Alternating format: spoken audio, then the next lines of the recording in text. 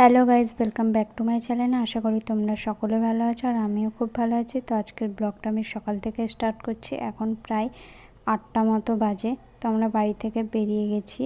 আজকে আমরা যাব চাকদা। তো এখন আমরা শেওড়াপল্লী থেকে লঞ্চ ঘাট বেরোচ্ছি। তো ফার্স্টে আমরা ভেবেছিলাম যে বাইকে যাব, কিন্তু সকাল থেকে কাল রাত থেকে এত বৃষ্টি হচ্ছিল, তাই আমরা ট্রেনে যাচ্ছি চাকদা। আর চাকদা কেন যাচ্ছি পুরো ভিডিওটা দেখলেই বুঝতে পারবে। তো এখন আমরা এখান থেকে লঞ্চ ঘাট বেরোই, তারপর ব্যারাকপুর স্টেশন যাব। তো আমাদের হরিপাল থেকে চাকদা যারা যাতায়াত করেছে তারাই জানে যে কতটা দূর। আর আমি প্রথমবার গেছি, বিয়ের আগেও কোনো দিন যাইনি, বিয়ের পর প্রথমবার যাচ্ছি। আমার তো প্রচুর বিরক্ত লাগছিল। তো আমি যখন সামান্য আমাদের হরিপাল থেকে শ্বশুরবাড়ি থেকে বাপের বাড়ি যাই, মানে বর্ধমান যাই, তখন আমার এত বিরক্ত লাগে, আর এটা এত দূর আরোই বিরক্ত লাগছিল। তো আমরা চলে এসেছি এখন ব্যারাকপুর স্টেশনে। এখানে ট্রেনটা একটু লেট ছিল, তাই আমরা দাঁড়িয়েছিলাম কিছুক্ষণের জন্য। তারপরে আমাদের ট্রেন এলো, তারপরে আমরা চলে গেলাম চাকদা।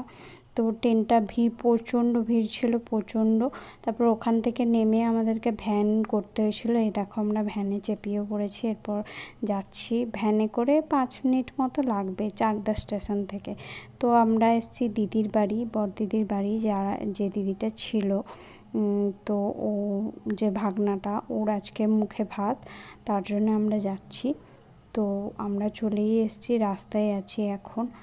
আর মুখে ভাত অনুষ্ঠান নেই, তাই শুধু মামা গিয়ে মামা ভাত খাইয়ে দেবে, ওইটুকুই। তাই আমি আর ও যাচ্ছি।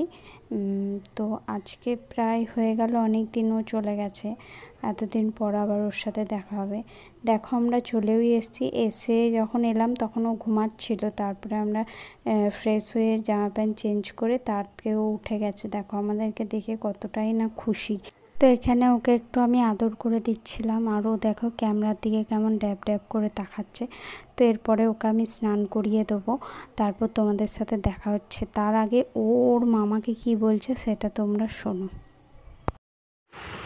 না না করো, না না না, কথা বলবো না, বলে দাও তো।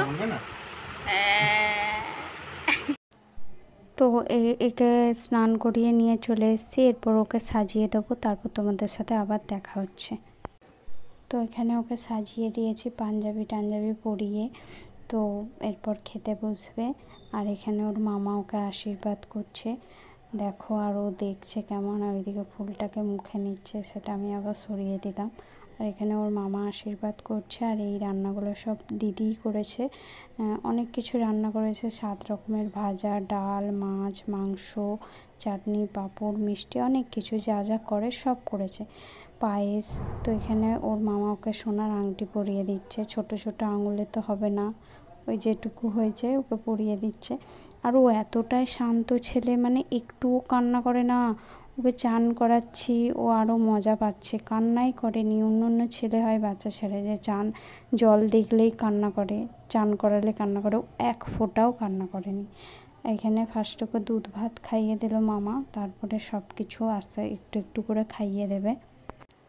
দেখো সব একটু একটু করে খাচ্ছে, ওই দেখো টেস্ট পেয়ে গেছে। তো আজকের ব্লগটা এই পর্যন্তই। ভালো লাগলে লাইক, কমেন্ট, শেয়ার অ্যান্ড চ্যানেলটা সাবস্ক্রাইব করে দেবে। আর যারা ফেসবুক পেজ থেকে দেখছো তারা পেজটাকে ফলো করে দেবে। চলো বাই সবাইকে।